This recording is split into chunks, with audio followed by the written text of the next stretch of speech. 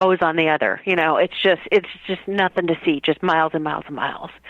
And so we start talking about the world today and how everything is instant gratification. Mm-hmm. And, people don't even have time to tie their shoes anymore. They have to have the Velcro shoes. And so we start kind of cracking up about this. And, everybody else starts thinking about something else. I bring out my trusty little notebook that I always have with me, and I start writing down all these different things about instant gratification. Mm-hmm. Because my brain's off on a tangent with this. And then that's as far as it went for months.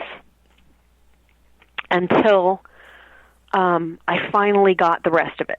I got what I wanted the bass line to be, and an idea of what I wanted the melody to be, and so I took it to my bass player, who also happens to be my husband, and he, darn him, he always makes my bass lines more complex. He's an absolute monster. So he can do that, and it's part of the reason why he's in the band. I hired him as my bass player before we started dating. But so he, I took that to my bass player and our new guitar player, who's been with us on the last two albums, Jeff Cornell, and he's just a great songwriting partner too. And I said, here's this concept that I have. And Jeff just immediately got it, and he starts playing this guitar lick, and, it's great. So then the next rehearsal, where we had the whole band, we bring in Dave Del Soto, our drummer, and he's doing, I think he said it's a montuno, or it's a modified montuno, which is a Latin rhythm. And so it's all this weird chaos, like all those pieces shouldn't really work together, but they do, and I think the chaotic element of it really underscores how our lives are chaotic. And so it's just basically about instant gratification, and, talks about I got no time for the main line. It talks about, driving in the express lane and eating your minute rice and yeah. Instagram and all that stuff. And it's just a whole lot of fun, and people love to dance to that tune. Sounds awesome. Let's do it right now. No Time. Michele D'Amour and the Love Dealers. Rock on.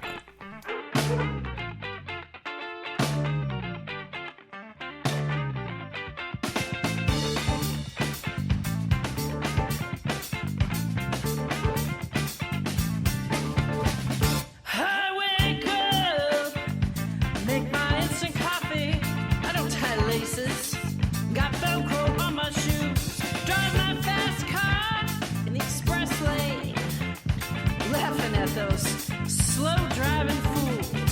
Got no time for the main line. I got no time for the main line. My ready in a minute. I go shopping on high-speed internet. I get packages, overnight delivery, with all that speed. Am I happy yet? I got no time for the main line. Got no time for the main line.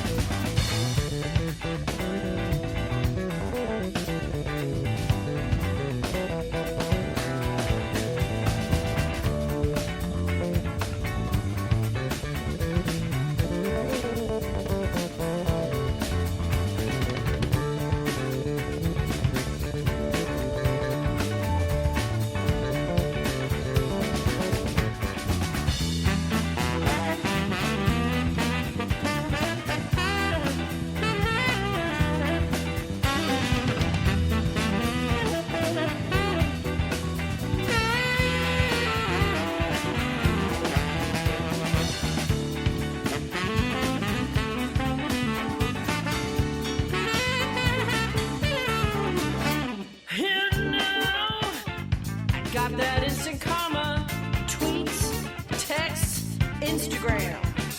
I drive through to get my fast food. No time for yes, please, or thank you, man. Got no time for the main line. Got no time for the main line. Got no time, no time, no time, no time. Got no time for the slow driving blues. Slow driving blues.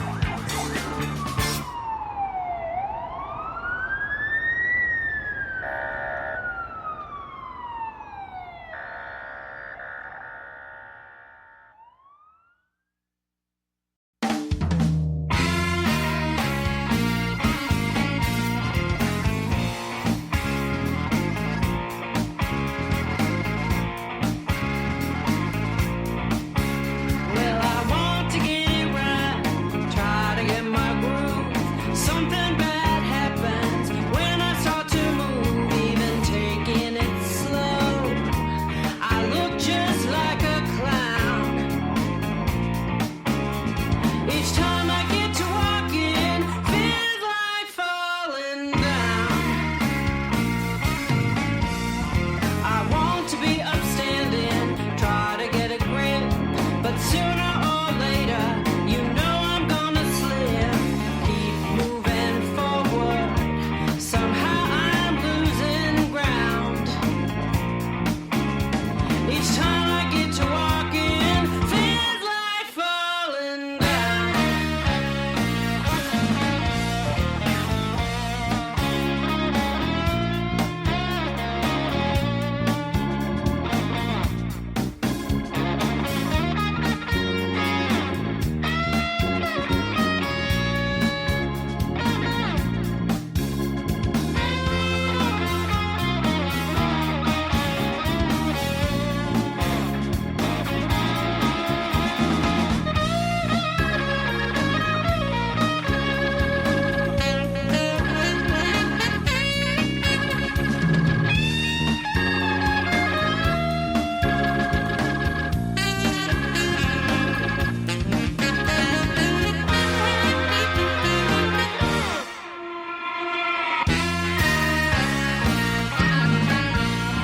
The world is just a jungle, the game has got me beat. How can I get ahead when the ground shifts at my feet? They say God loves a sinner, I'm the toughest one around. Each time I get to walking, feels like falling down. Not one to put on airs, I think I paid my dues. Take a look, I think you'll see just how much I'm bruised. Trying to stay positive, but I tarnish my crown. Each time I get to walking, feels like falling down. Each time I get to walking, feels like falling down.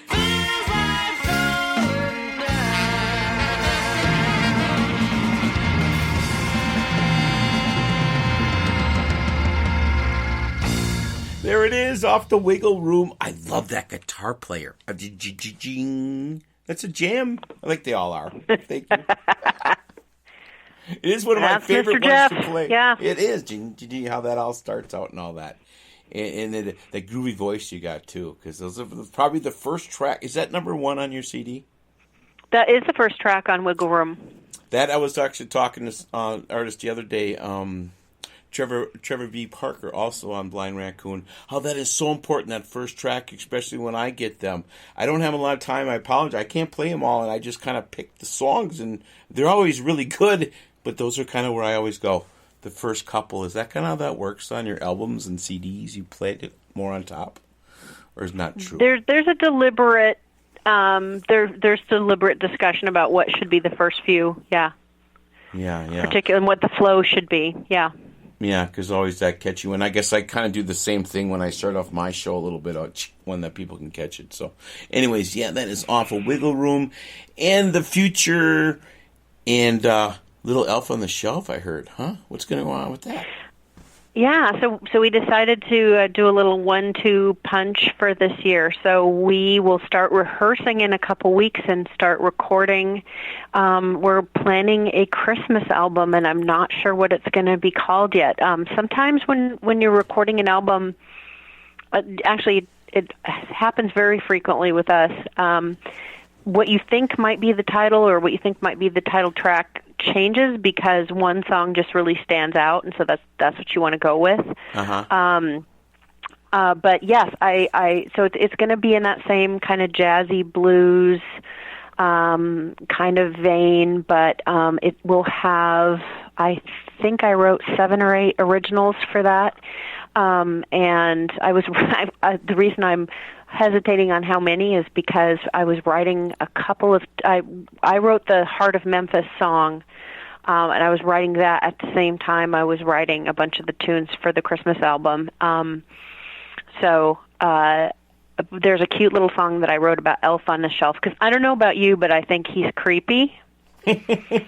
And you can't touch him. Do you know you can't touch the Elf on the Shelf? Yeah, and you know, like as a little kid, how creepy would that be that there's some dude spying on you? I got a story. You know, I got a story. Yeah, so that's kind of the point of view of that song. Yeah, you can't touch the Elf on the Shelf because I got a little story because I work sub-teach.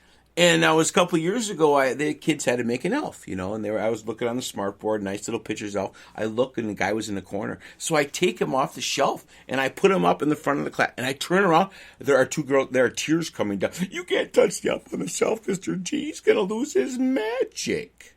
And I'm like, oh, my God. And I right away quickly go, yeah, but I went to Santa Ho-Ho school, and I can do that. And they said, it was like, maybe you could write that part of your song. I never saw that. I never knew that. You're right. It's a powerful little spell they got on these little kids. That is like curing because I touched a little guy.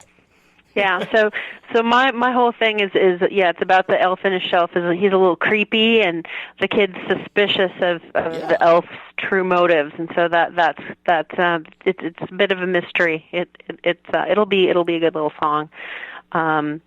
And we might do we might throw a couple Christmas classics on there, but we'll put our own spin on them like we do. Ah, nice. And I like that because you got your own Christmas coming up, too, because, you know, we were mentioning any time of the Christmas, that can be something that can last and last and last and create something magic, as the Elf on the Shelf could be. Yeah. You know? Well, you know, I've talked to a lot of blues DJs, and what they had told me was that they're tired of the same Christmas music all the time. Because there's not a lot of blues Christmas music, and so I said, well, I can write some blues Christmas songs. Right. So I did. Well, Mindy Aber, I think I said her name right with the sax. She had a great CD that I was jamming last year, and that was Betsy and all that good stuff right there too. That was Mindy Aber. Yes, that was good stuff. Yeah. Yeah. So and there's another real cute one. It's not necessarily blues, but you might like it. Oh gosh, I'm trying to remember what the guy's name is. I remember the title of the album is Socks. Jim Capel has a song that last year for Santa too. I was playing it all the time for him also. Slim Down Santa, and that was another tune that came down the way. Slim Down Santa last year, and I was rocking it for Jim. That was one of my favorite times last year doing an independent show like this when I could jam all the Christmas tunes. That was so much fun. Oh yeah, absolutely. So that's the plan. We, of course, our album Heart of Memphis comes out May 24th. We're going to do a CD release party. Then, of course, it'll be summertime, and we'll be doing some touring and performing at festivals. But in the middle of all of that, when it's hot here in Seattle, or at least hot by Seattle standards, we'll be in the studio singing about elves and snow and stuff like that. It'll be fantastic. I really look forward to that time. Keep promoting your fabulous CDs. Thank you, Michele, for coming on the show tonight. I'll tell you what, we're going to end up